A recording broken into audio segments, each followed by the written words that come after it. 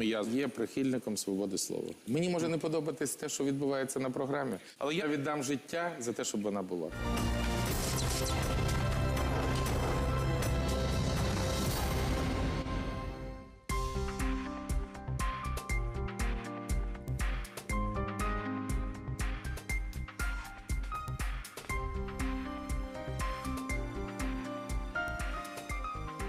Welcome to SHUSTER Live in English from Kiev, the capital of Ukraine. We'll talk about Donbass. What is happening in eastern Ukraine? Is there peace in sight? Dirk Lustig, a German journalist, producer and photographer, has just come back from the region of Donbass, and he will tell us all about his fresh impressions. Valentin Nalivaychenko, he was the head of the security service of Ukraine from 2006 to 2010, and now is leading a civic movement which is called Justice. Jason Smart, a political scientist. Gulliver Krag, a correspondent for France 24 in Ukraine and Poland. And Peter Dickinson, chief editor of Business Ukraine magazine. So Dirk, what did you see, what did you hear, what did you understand? We want to start the show with a depressive note. Summary, depressing. It's my 15th or 20th trip to Donetsk. For the first time we were not allowed to work, but of course we saw a lot. You were not allowed to work by whom? By the local authorities. You need to get an accreditation. And you were in the zone, in the area which is not controlled by Ukrainian absolutely. Armed forces? I was in both. We ended the depression with 2 days of holidays in Shirokine. But first we went to Donetsk, and although we were told before that we were not welcomed, we still went there and tried to settle the issue, but it didn't work out. And I haven't been in Donetsk since May. And it was even more depressing than in May, because you understand that with each week, each month, to get back to the pre-2014 situation becomes more and more difficult, for the simple reason that more and more people start to get accustomed to the situation. And although in Donetsk you never have quite 24 hours, life is absolutely picking up, if you can say so. And it is difficult to see that all restaurants, bars are operating again. I know that there are a lot of reports showing empty streets, people hiding at home, waiting to get freed. If you want to speak honestly about the situation, it is not the case. You have again cars all over the city. In 2014, all shops, restaurants were closed. One after the other, they reopened. And also the big structures, this was new. This time even the former Metro Cash and Carry was open. Epicenter is open, of course renamed. It has nothing to do with the initial epicenter, but you really have all structures that are again operating.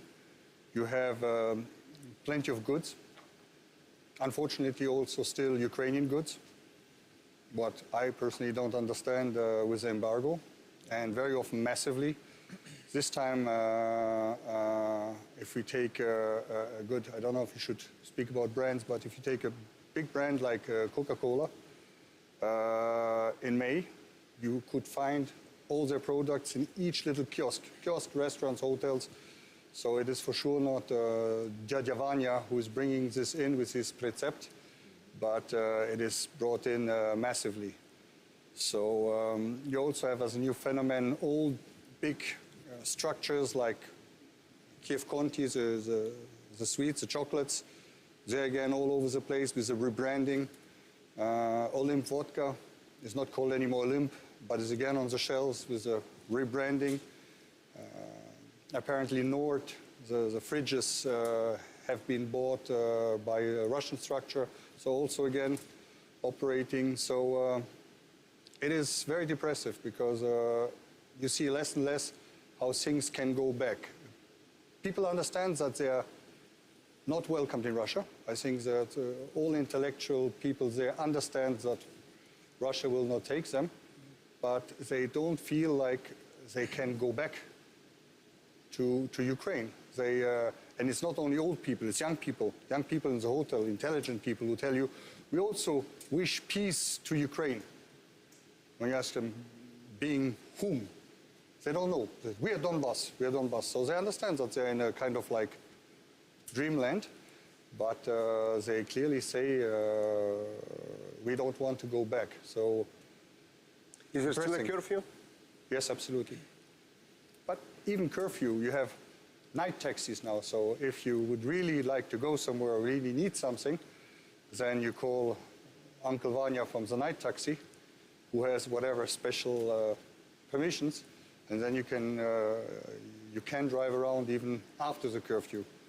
So and what, you have nightclubs, discotheques? Where do you go at night? No, me personally, I stay. No, in not the you. hotel I mean, not no, you. But apparently, for nightclubs, you have two versions. One version is to go home and be a good person at just before 11 for the curfew. If you're a bad person, then you just stay until the curfew finishes at 6 in the morning. So you have two options, the night option and the evening option. and there is artillery fire during the night?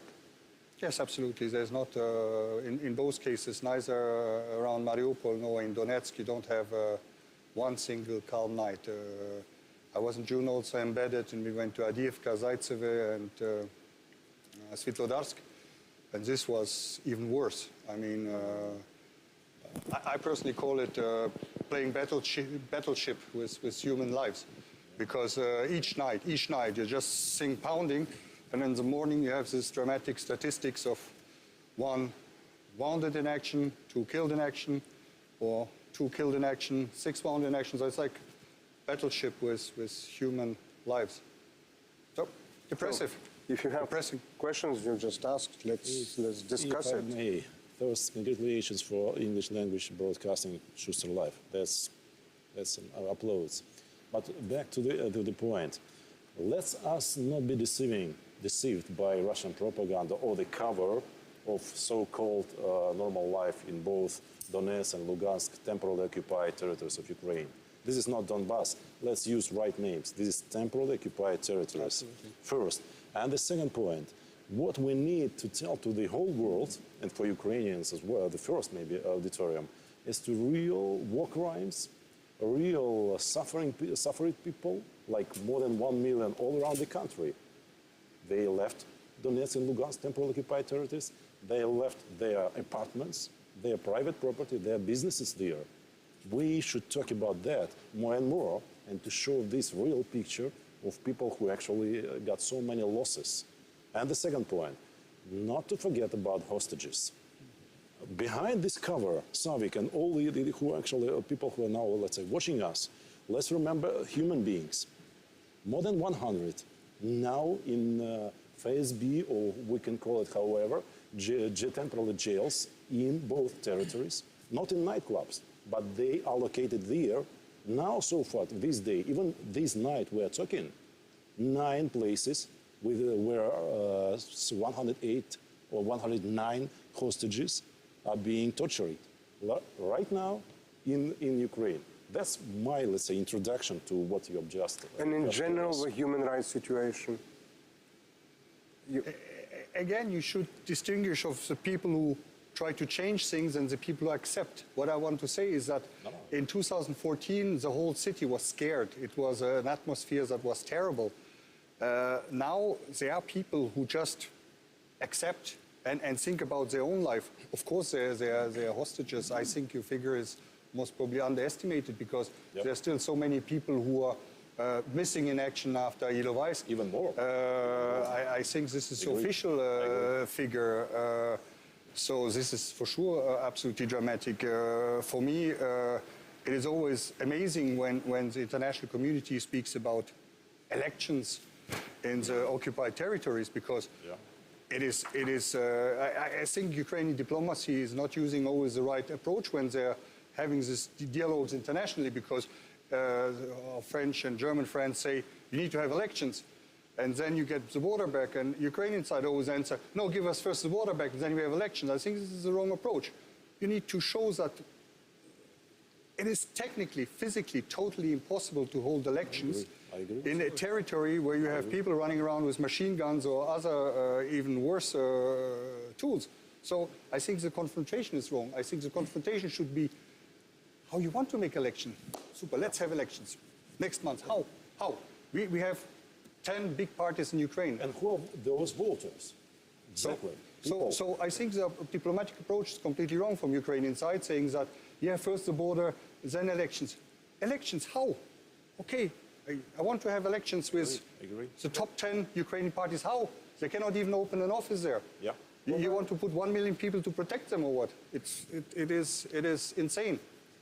But although Ukraine's approach in making this argument perhaps wasn't the best, I think the argument has, for the time being, been more or less won. You don't now hear the French and Germans pressuring Ukraine to hold elections. I mean, the last time that I spoke to the French ambassador, it seemed that they were pretty clear that the text of Minsk says elections must be held under Ukrainian electoral law.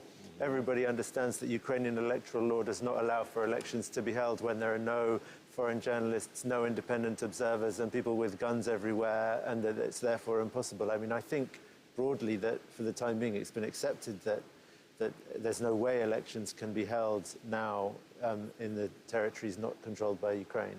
But even elections are not going to solve the problem.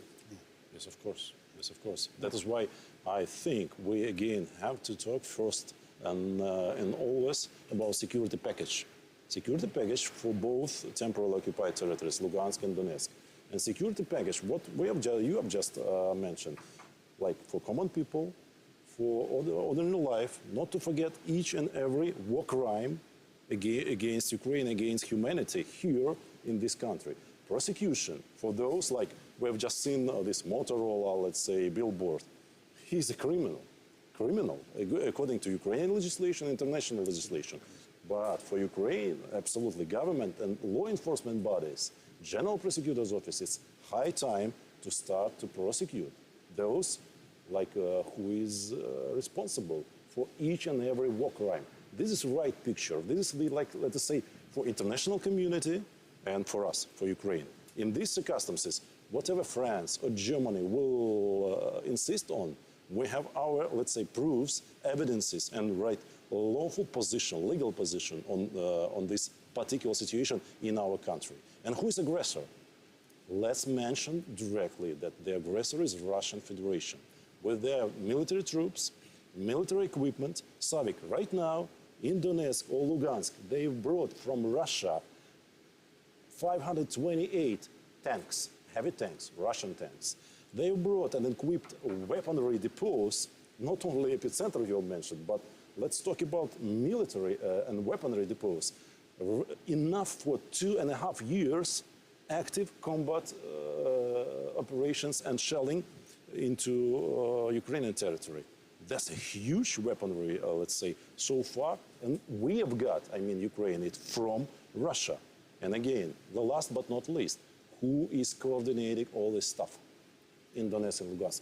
Please, you're Western journalists. Mr. Surkov, who is he? Guy who actually operated the anti-revolution of dignity activity here in Kiev, Savik, in this city. Let's not forget about that. Plus, FSB, under his control and coordination, Mr. Surkov and others, like Arzen and others, they're coordinating still all this propaganda, cover. See, this is so more or less normal life. They are coordinating all this hostages stuff, and they are coordinating all this Zaharchenko and other, let's say, frontmen, who is speaking on behalf